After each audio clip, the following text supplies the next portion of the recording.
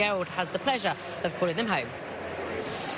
And they're off in the Albany Stakes of 2023. A good start made by Pretty Crystal. Matrika over on the far side, the near side passionately with Persian Dream, and most of them going towards the far side. Flacinello is fairly handy. Do It With Style is in behind with Carla's Way, the orange and black. On the inside of that is Gushing Gold. They are then followed by Porta Fortuna, the pink armlets on the black sleeves, tracked by Comat, an orange cap, and the red hat of Mapmaker.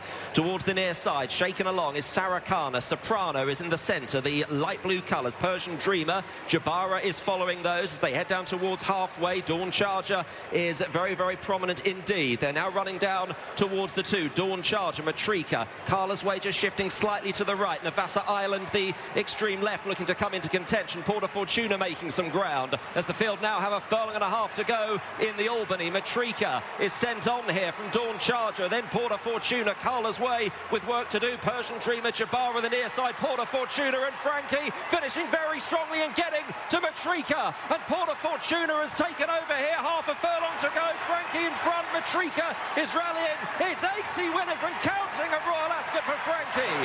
Porta Fortuna wins the Albany to Matrika, and then Soprano in third position with Persian Dreamer and Pretty Crystal next.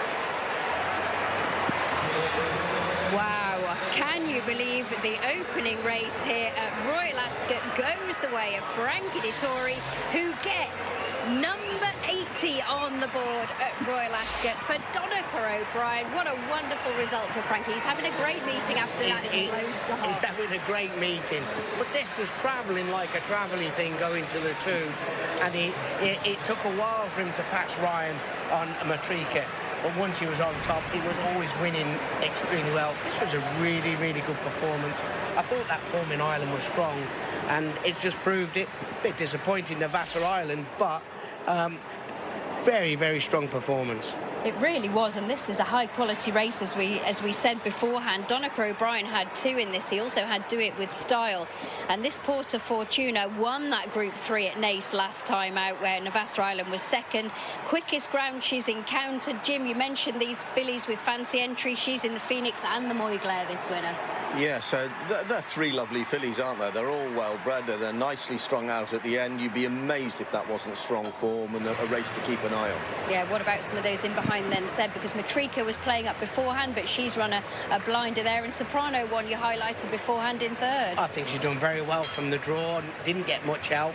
Was drifted towards Frankie, but having to drift and try and get a bite at him, it just was a step too far. But I imagine she'll put her head in front in a pattern race sometime soon. It's great for Donica as well, isn't it, to get one here, because Joseph's had plenty of runners this week, and Aidan, of course, flying along as usual. But Donica gets himself a Royal Ascot winner here. And Jamie, let's just have a quick word about Carla's Way, because you and I were flying her flag beforehand. She was hanging a little bit and she was on it, but didn't find as much as I hoped she might. Yeah, there are certainly still a few edges to be roughed off with her, because she still didn't settle entirely, and then, as you say, she was lugging right the moment that the pressure taps were turned on. But it is significant, this, for Donica O'Brien, isn't it?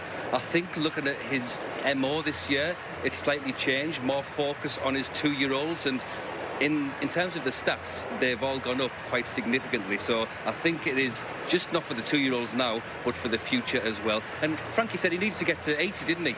So will he stand down now? He's going to stand down, yeah. Listen, this is brilliant for Donica O'Brien, because he gets his first Royal Ascot win on the board as a trainer. Had quite a few rides here as well without success, and this will mean plenty to the youngest brother, Donica O'Brien, and Frankie, one of the elder statesmen of the weighing room, gets his first one here on day 4.